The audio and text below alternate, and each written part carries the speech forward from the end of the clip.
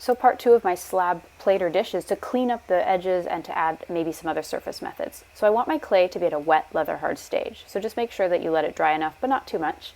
And the reason we need to clean up these edges is these unfinished cut edges do become sharp once fired, which you never want, but especially not for something functional. So supplies that I need maybe a plastic takeout knife, maybe part of an old card, a wooden popsicle stick, and a damp sponge. I do want to keep this in my slump mold whenever possible. I'm going to shave down and soften that cut edge. So whatever tool you use there, it's more of a preference and what you have. I will remove it from the mold to finish this underside, but I do want to be very careful that I don't apply too much pressure and crack anything, which is one reason why it has to be incremental, right? If I need to apply downward pressure, keeping it in the mold means it's less likely to crack, but I also could handle it just really gently.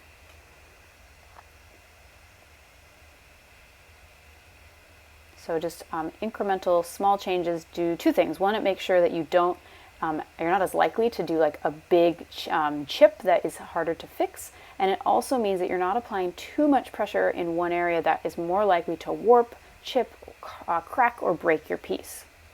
Now I'm going to finish the edge now by softening it, and I can do that in two ways. So you can see me here using my just barely damp sponge. Sometimes I find I need to go back and shave down a little more. As you've noticed, it is all about a back and forth of, finishing and then realizing I need to do a little more and going back and forth. Don't skip those steps. The other thing you can see I just did here is I got my fingers damp and I'm running those around the edge, and that's another way to soften the edge of my plate. And I can see, oh man, I forgot the bottom, so don't forget that. Go back and fix it. You can't fix this once it's fired. So the forming stage is super critical for making a finished piece. All right, so that is my plate. You can do a few variations for the edge. So this is like a pinched edge, so I finished it just like normal. But then what I'm going to do is I'm just going to take my fingers and pinch along the edge, and that kind of creates this little scalloped, pinched, raised edge. So, there's not one way to finish a plate or a dish or anything, really. It's all about playing around and finding what you like. So you can see that edge here. Another option would be maybe I want a more like visible scalloped edge and I want to add it after I formed it, right? Maybe I changed my mind after. You can see that I actually, in my earlier video, had created a scalloped edge in a different piece and didn't like it. So I'm kind of going back and forth and just, like I said, playing around here. So I've just carved that out. And now I need to clean up my scalloped edge. And this does take more time because there are all these little indentations. So just be prepared to spend more time cleaning up these edges. I'm shaving around on the top area. And then I need to go into each little one and kind of shave around it. And then using my sponge to kind of clean those areas up. It's not going to take some time. So make sure that the design element you're choosing not only works with your preferences, but also with the time and tools and materials that you have available. So I'm doing this also on the bottom. And again, I'm finishing the edge with a damp sponge. This one I would be less likely to use my finger because of all those little indentations.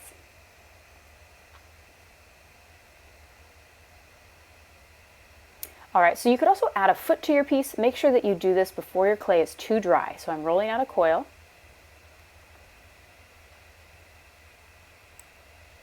So the foot would be the bottom part, and my clay should be still at a wet leather hard stage. And the really important parts to attaching anything I'll go over in a second, but first I might want to mark out where I want my foot to be. You can do this if you want it really exact, or you can just eyeball it. Score. This is carving in lines into my clay. This is so critical. It opens it up so that it will accept the other addition. Slip is to like a sticky part of the clay, and I just create slip by adding a little water and scoring again. I need to score the other side of the thing that I'm attaching. So you score both parts. You only need slip on one part because it's kind of a sandwich. It's a score, slip, sandwich. And then I'm pressing it in place gently so I don't crack or press too much into my plate. And sealing, meaning I'm blending and compressing at the connection. So let's talk about surface techniques. You could stamp. Now this is just a random bottle that I found in the garage, and it had this really cool kind of star pattern. So it doesn't mean that you have to use like a traditional stamp. You can also carve stamps from clay, and this happens to be just a regular rubber stamp. So anything could make a stamped impression. You could do what's called masking. This is using underglaze and paper shapes. I cut out these shapes from like a newspaper and I got them damp, so I dipped them in water. That helps them stick on there. And now I'm using a white underglaze. Now at our take-home kit we only have black, but I'm using white just so you can see the higher contrast for the video. So just keep that in mind. But basically you could use any color you have. Keep in mind your brush strokes will show, so you should really make them part of your design, right? If they're going to be on there, what direction are the brushes going in? Let it dry. I'm going to take it off a little early so you can see the end result. But basically I'm peeling it off. I use my needle tool to lift it up, and you can see I can get these great little shapes. Now there will be bleed areas, especially on curves, and so I just use a little piece of like a plastic card or something to shave those down. You could also combine that with sgraffito. Finally, we do have some ceramic watercolors in our take-home kit, and they work similarly to watercolor, meaning that you need to hydrate them with water, and you can mix them. They work fairly true to color. The benefits to this is you can combine it with sgraffito. You also don't have any delay in firing, right? You're adding your color directly.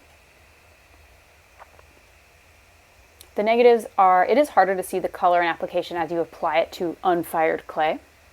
And if you're really having a hard brush stroke on there, it will mix it into the clay and kind of make it muddy.